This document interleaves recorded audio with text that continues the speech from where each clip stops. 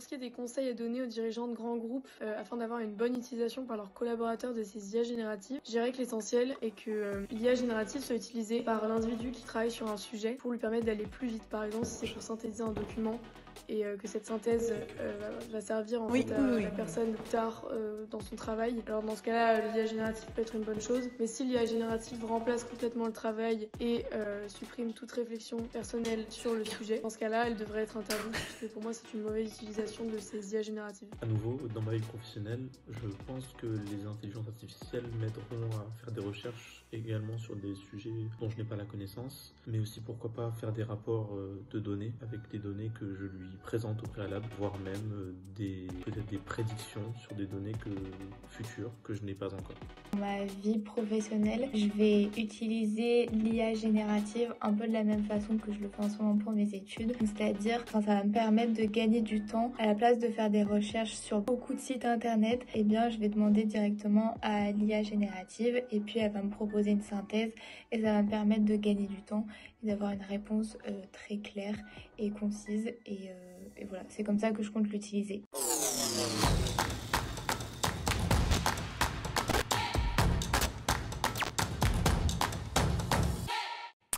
Bonjour à tous les deux. Bonjour. Merci beaucoup de votre présence. Frédéric Verger, Executive VP, CDO and CNO, Anne Farah, VP Crow Digital Transformation and Employee Experience 4.0. L'IA générative, on l'a dit depuis ce matin, est disruptive. Et en même temps, chez Safran, je trouve qu'on a ce sentiment qu'elle a tout de suite été assez vite intégrée, appropriée dans une dynamique de changement organisationnel. Comment l'expliquez-vous ? Je vous remercie pour votre question très gentille. C'est une excellente introduction qui résume bien Safran. Alors, je vais parler un petit peu conduite du changement pour commencer à répondre à votre question. Je pense que quand il y a des évolutions disruptives comme l'IA générative, c'est plus facile dans une entreprise dont l'innovation est dans l'ADN qu'une entreprise qui a peut-être un petit peu plus de mal de se mobiliser sur des sujets nouveaux. Donc ça, c'est un élément de fond. Safran, aéronautique, de la high-tech, etc., ça aspire la nouveauté. Donc il y a immédiatement des attentes très fortes, déjà au niveau de tous les collaborateurs. Deuxième chose, c'est qu'on a un sponsorship très fort. Depuis 3 ans, le nouveau directeur général a dit nos 3 priorités, la décarbonation, la souveraineté, la transformation digitale. Tout de suite, le directeur général dit l'IA générative, c'est un nouveau levier de notre transformation digitale. Bien sûr, on attend de la productivité. Et chez Safran, dans une entreprise de sachants avec près de 20 000 ingénieurs, évidemment, le knowledge management. À partir de là, mobilisation top-down, mobilisation down-top. Dans un contexte extrêmement structuré, on en avait parlé l'année dernière, on a chez Safran une démarche permanente d'entretien de la direction générale avec des streams par métier sur l'engineering, la transformation digitale de l'engineering, du manufacturing, des ventes et des supports et des services, et un pôle data extrêmement fort avec 600 personnes, que ce soit de la data science, de la data tech, du data management et des chief data officers qui sont très orientés cas d'usage. Donc on a déjà en place chez Safran à la base, quand l'IA générative arrive, le terreau pour l'inclure comme un levier de notre transformation digitale. Ces 600 personnes sur la data, ils ont à peu près en permanence, de façon avec une noria, une rotation, des cas d'usage qui impliquaient déjà à 80% du machine learning, voire parfois du deep learning. Donc rajouter de l'IA générative, ça a été quelque chose d'extrêmement naturel finalement. Comment identifiez-vous les cas d'usage ? Alors je vais faire court sur les cas d'usage, partant de cette mobilisation de la direction générale, avec l'aide des équipes internes. Il y a eu bien sûr une démarche d'opportunity framing, comme tout le monde le fait dans les entreprises, avec donc tout notre chief data officer, toute notre fonction de transformation digitale qui se mobilise, une sélection au niveau des comités de direction de chacune de nos 9 sociétés pour aboutir à, on a essayé de restreindre au maximum, mais on n'a pas pu faire moins, à 65 cas d'usage majeurs critiques. Voilà. Mais en fait, nous considérons que l'IA générative, c'est des cas d'usage et de la conduite du changement. Est-ce que vous pouvez nous partager un peu, bon, évidemment pas les 65 cas d'usage, mais quelques-uns?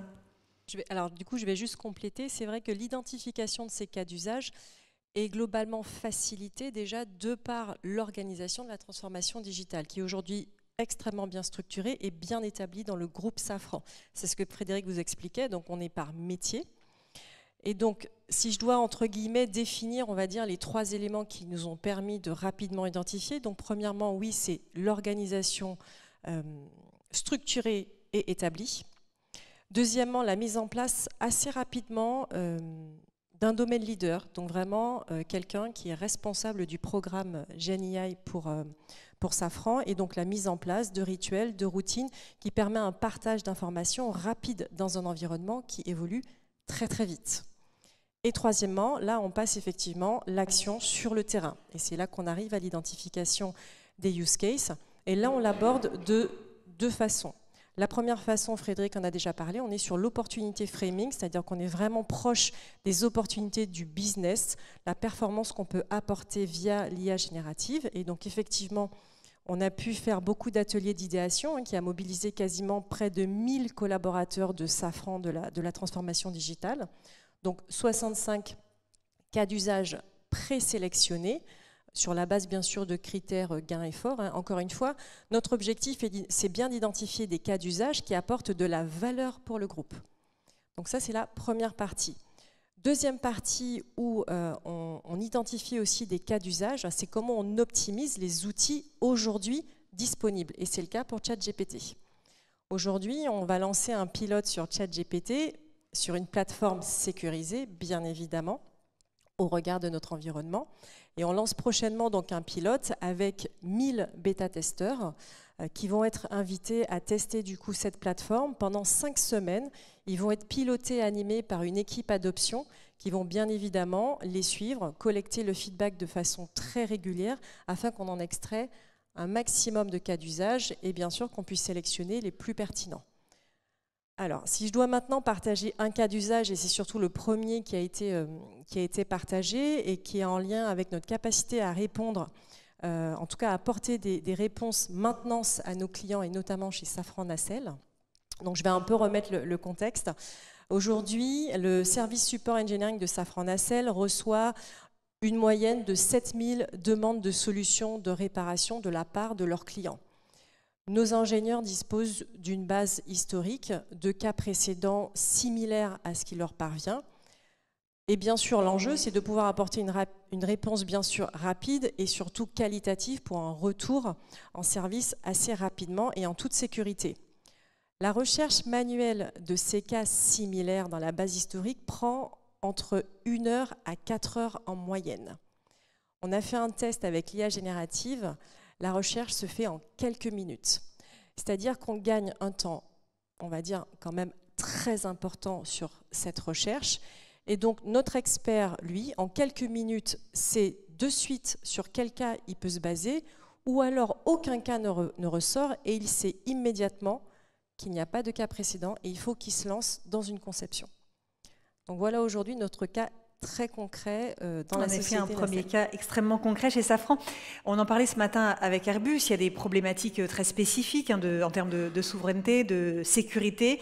L'IA générative soulève des risques spécifiques. Quels sont, sur ces sujets, vos points de vigilance?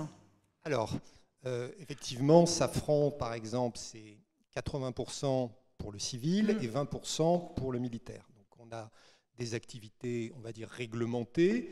Et dans le civil, on va dire aussi, on a une protection de l'IP auquel on est particulièrement sensible.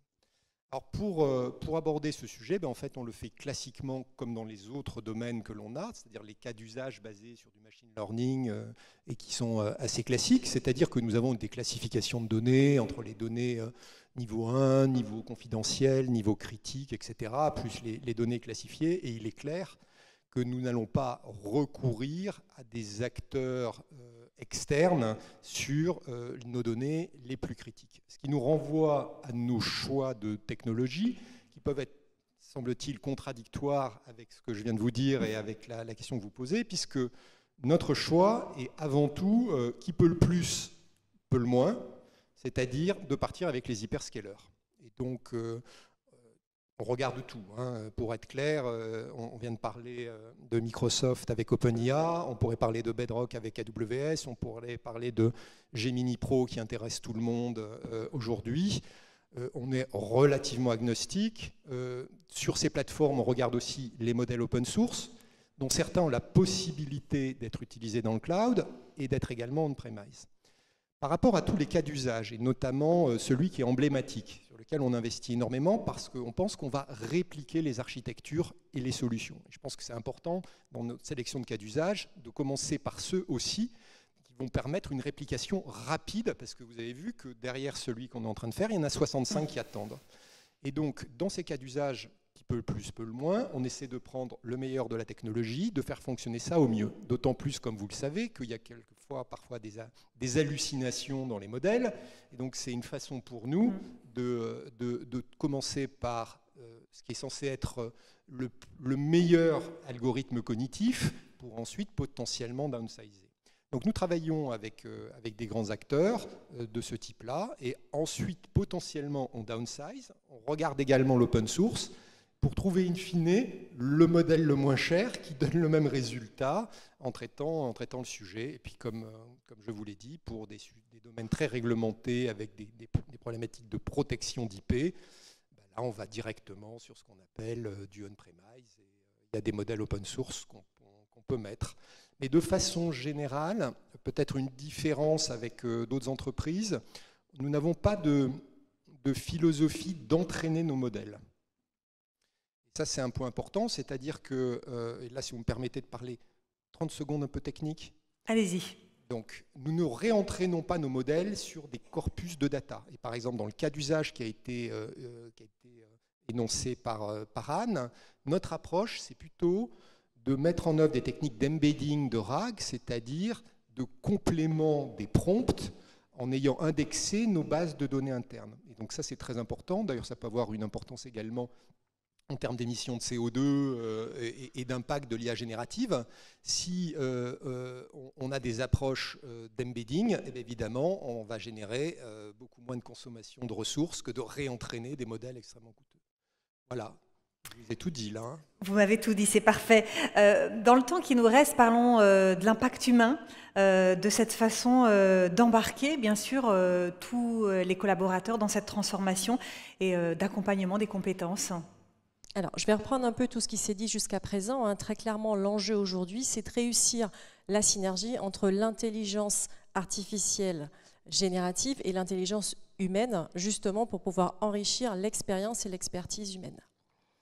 Et donc l'enjeu très clairement, c'est de pouvoir accompagner tous nos collaborateurs dans la compréhension des enjeux de l'IA générative et bien sûr dans leur montée en compétences. La façon dont on a, j'ai envie de dire, défini un peu cette approche, on va avoir deux axes. Typiquement pour embarquer, on le fait déjà via nos pilotes. C'est-à-dire que quand vous embarquez 1000 bêta-testeurs, forcément on crée l'envie, on crée l'émulation. Et surtout, la façon dont on a identifié ces 1000 bêta-testeurs, on a fait extrêmement attention à avoir toutes les sociétés représentées, tous les métiers représentés. C'est-à-dire que d'emblée, on a déjà des ambassadeurs bien en place dans les sociétés qui pratiquent et qui peuvent ensuite en parler.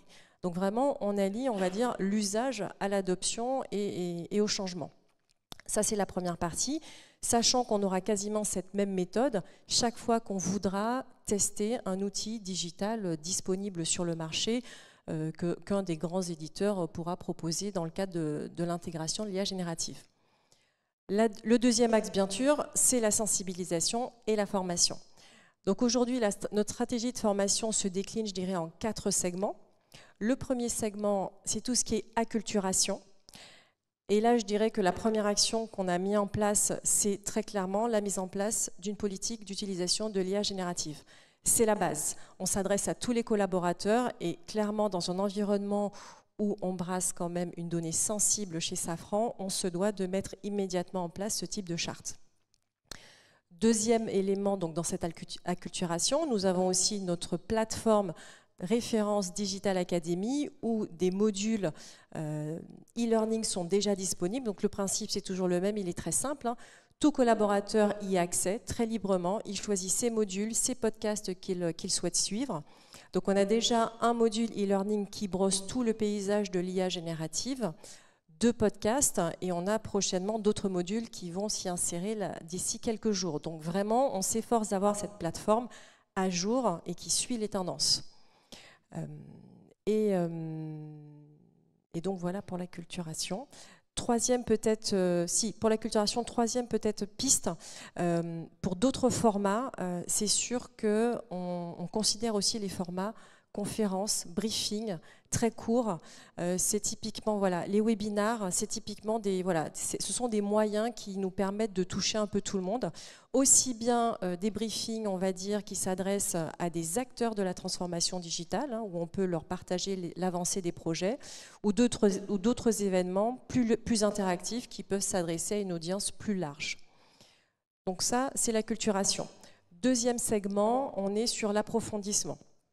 Là, typiquement, on va s'adresser à 2 types de profils. Le premier profil, on est sur nos Chief Data Officers ou nos chefs de projet transformation digitale. Et là, on proposera des ateliers. Donc, c'est vraiment du learning by doing afin de mieux comprendre les enjeux de l'IA générative, mais surtout de pouvoir aussi identifier des cas d'usage qui apportent de la valeur au groupe. Ça, c'est la première cible. Et la deuxième cible, bien évidemment, ce sont les managers. Donc je rappelle, le monde du travail évolue très très vite. Le collaborateur sera amené à être capable vraiment de pouvoir développer des compétences très régulièrement. Aujourd'hui, on a un écosystème quand même qui crée de nouveaux rôles. On a des compétences prompt engineer, AI integrator qui commencent à apparaître dans les organisations. Donc le rôle du manager sera essentiel dans cette compréhension de l'IA générative, dans l'accompagnement des équipes, que ce soit, encore une fois, dans l'identification des cas d'usage avec la collaboration de ces équipes, que dans l'anticipation de l'évolution de ces compétences. Troisième segment, on est sur l'application. Et quand je dis application, ce sont toutes les formations qu'on pourra mettre en place pour accompagner nos testeurs. Encore une fois, nos bêta-testeurs, on investit en eux et on leur donne les moyens de pouvoir vraiment utiliser cette nouvelle technologie. C'est ce qu'on va faire pour ceux qui utilisent notre Secure Chat GPT. Donc on est en train d'explorer toutes les solutions possibles en mettant bien sûr l'accent sur la capacité à rédiger des prompts extrêmement efficaces. Encore une fois, c'est une nouvelle compétence. Et enfin, le quatrième segment qui s'adresse au développement et à l'industrialisation. Donc jusqu'à présent, on a parlé de l'accompagnement, j'ai envie de dire, du collaborateur lambda, sauf que pour réussir, entre guillemets, à soutenir tous ces projets techniques associés à l'IA générative, il faut qu'on accompagne aussi nos équipes techniques, donc tous nos data engineers, nos ingénieurs IA et nos équipes de systèmes d'information. Et là, forcément, on est sur des parcours beaucoup plus costauds, structurés et adaptés à nos besoins. Donc voilà, donc si je devais conclure, j'ai envie de dire qu'on vit un véritable engouement chez Safran sur l'IA générative et qu'aujourd'hui, notre mission, c'est vraiment de les accompagner dans cette adoption tout en prenant en compte les risques associés à notre environnement aéronautique et en leur offrant aussi un accompagnement comme on peut. Merci beaucoup. Merci à tous les deux. Merci à NetExplo. Pour cet échange. Merci à tous les dirigeants d'entreprise, merci à tous les dirigeants d'être venus partager leur vision, leurs interrogations sur l'IA générative. Je vais laisser maintenant la place à Julien Lévy. Il va conclure cette journée avec la présentation de l'étude NetExplo.